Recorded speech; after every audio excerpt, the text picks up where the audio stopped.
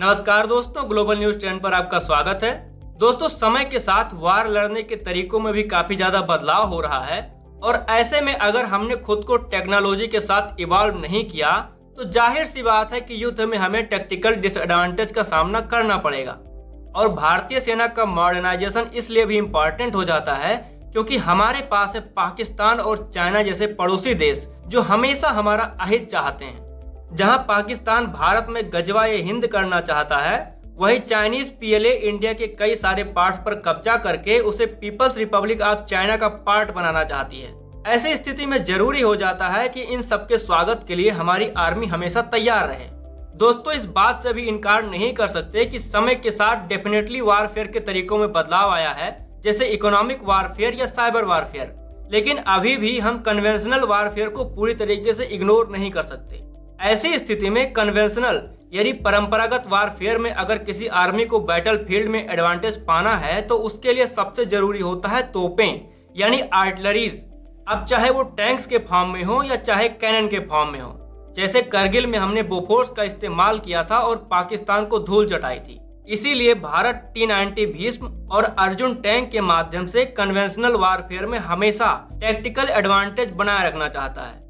लेकिन दोस्तों, सामने वाले के पास भी तो टैंक्स हो सकते हैं, तो उसको कैसे ध्वस्त करना है या डिस्ट्रॉय करना है जिससे बैटलफील्ड में हम टैक्टिकल एडवांटेज ले सकें। तो उसमें जरूरत पड़ती है एंटी टैंक गाइडेड मिसाइल्स की।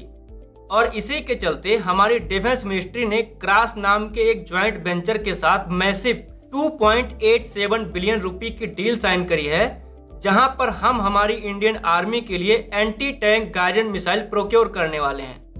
देखिए, क्रास का मतलब है कल्याणी राफेल एडवांस सिस्टम्स, जिसमें कल्याणी एक इंडियन कंपनी है और राफेल एडवांस डिफेंस सिस्टम आपको सुनने में लग रहा होगा कि ये फ्रांस की कंपनी है, लेकिन ये है एक इजरायली कंपनी।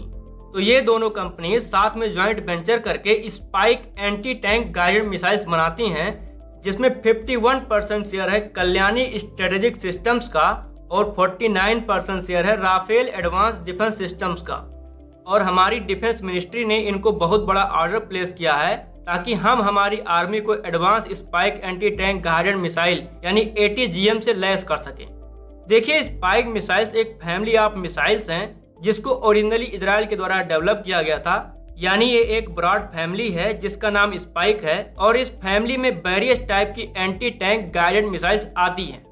अब दोस्तों, ऐसा भी नहीं है कि हम सिर्फ इजराइल से ATGMs को इंपोर्ट ही करते हैं। हमने इंडिजीनियसली भी दो important anti tank guided missile को डेवलप किया हुआ है। वो है हेलिना और ध्रुवास्त्र। जहां हेलिना को इंडियन आर्मी के लिए बनाया गया है, वहीं ध्रुवास्त्र को इंडियन एयरफोर्स के लिए डेवलप किया गया है बाय DRDO।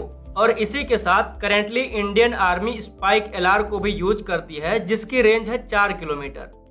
दोस्तों, क्रास के साथ इस डील को अगले 12 महीनों में फुलफिल कर लिया जाएगा और मेक इन इंडिया के तहत इस मिसाइल को हैदराबाद में ही डेवलप किया जाएगा, जिसमें 90% मटेरियल को लोकली सोर्स किया जाएगा, जिससे डिफेंस सेक्टर में भी सेल्फ रिलायंट भारत के सपने को पूरा किया जा सके।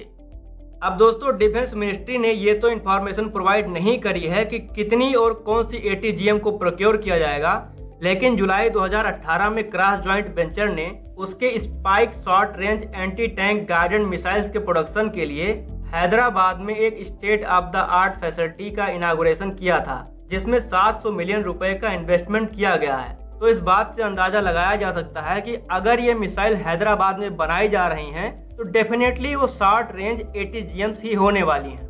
तो दोस्तों, इस डील से इंडिया सिर्फ अपनी डिफेंस नीड्स को ही फुलफिल नहीं करेगा, बल्कि $5 ट्रिलियन इकोनॉमी और सेल्फ रिलायंट भारत के सपने को भी साकार कर रहा है।